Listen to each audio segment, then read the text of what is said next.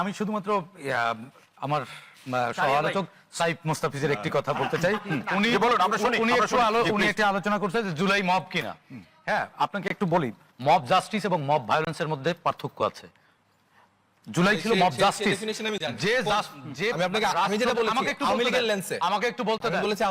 আওয়ামী লীগের লেন্সে কেউ দেখে না। আওয়ামী লীগ যখন গভর্নমেন্টে ছিল তারা ডেফিনিশন দিয়ে বলেছে এবং ইনসাফ যখন কেড়ে নেয় তখন সম্মিলিত জনতা প্রতিবাদের মুখে যা যা করে সেটাকে মব জাস্টিস বলে। এটা হচ্ছে কাম্য। আর জুলাই গণঅভ্যুত্থানের পরে যেটা হয়েছে যে মানতে বাধ্য করা, এটা লাগবে, শাপলা প্রতীক লাগবে, তাইলে অমুক লাগবে তমুক লাগবে, এটা হচ্ছে মব ভায়োলেন্স।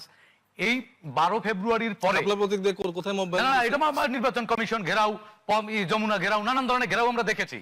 ঠিক আছে, এটা হচ্ছে মব ভায়োলেন্স, মানে ভায়োলেন্স সৃষ্টি করে তার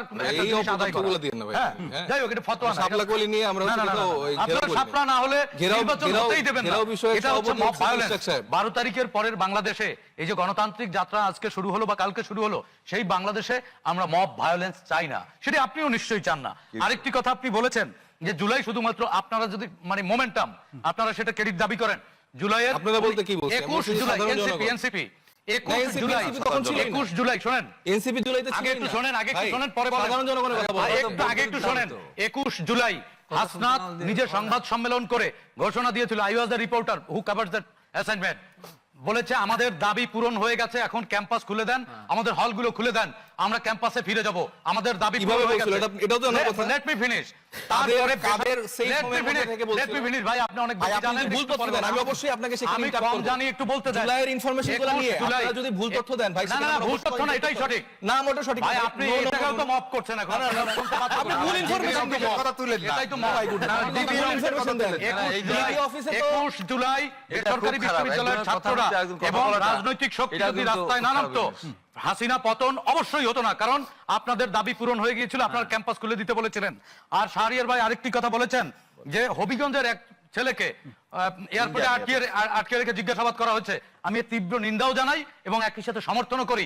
জুলাইয়ে যারা আন্দোলন করেছে সমন্বয়কারীর বা এই যে সাইফ মোস্তাফিজরা কি বলেছে কখনো যে আমরা পুলিশকে মেরে ফেলেছি, পুড়িয়ে দিয়েছি, আপনাদের পরিণতি এটা হবে? সে তো আত্মস্বীকারোক্তি দিয়েছে হত্যার। একটি রাষ্ট্রে যখন আইনের শাসন থাকে তখন অবশ্যই এটার জবাবদিহিতা করতে হয়। প্রকাশ্যে থানায় গিয়ে একজন পুলিশ কর্মকর্তাকে পুড়িয়ে মেরে হুমকি দিয়েছে এবং সত্যতা সেই জায়গা থেকে জবাবদিহিতা চাইছে। অবশ্যই আমার কথা শুনেন, এরকম স্টেটমেন্ট তাহলে আপনি আজকে স্বীকার করে নেন জুলাইয়ে আপনারা পুলিশকে মেরেছেন, আপনি স্বীকার করবেন? কেন দিচ্ছেন রে ভাই? আরে না, মুক্তিযোদ্ধারা হলো পুলিশ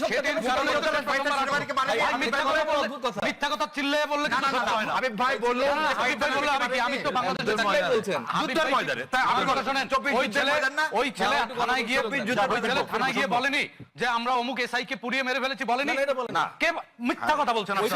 মিথ্যা কথা বলছেন এলাকাবাসী। কি তখন তাকে অ্যারেস্ট করেছিল কেন? তখন তাকে আটক করছিল কেন বলেন? এটা দাবি করে তখন তাকে আটক করছিল কেন? তখন তো ইউনূস সরকার, ইন্টারিয়াম সরকার ছিল, তখন তাকে কেন আটক করেছিল? পরের দিন আপনারাই তো মব করে আবার তাকে ছাড়তে বাধ্য করেছেন। হ্যাঁ, সুতরাং আমার কথা শোনেন, আংশিক সত্য আংশিক মিথ্যা এটাকে কি বলে আমি জানি না, তবে এটাকে মনে হয় বাটপারি বলে। রাজনীতির মহত্ব করেন, রাজনীতির নামে আসলে